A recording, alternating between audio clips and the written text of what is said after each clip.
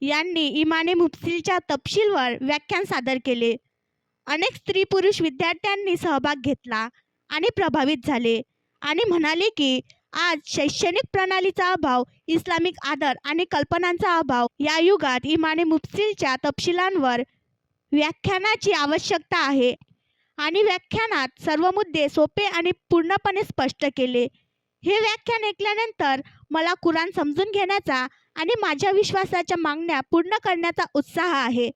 या कार्यक्रमाच्या आयोजनात मिल्लत शाळेच्या शिक्षक कुमारी सादिक नरसिन बाजी साहिबा, झुबिया बनिश, अरसाला अंजुम आणि आयशा अन्सारी यांनी मोलाची भूमिका बजावली. भाऊ अब्दुल हकीम यांनी खूप मेहनत घेतली. आणखी नवीन व्हिडिओ पाहण्यासाठी आमच्या देशमुख एक्सप्रेस न्यूज चॅनलला सबस्क्राईब करा, लाईक करा आणि शेअर करा.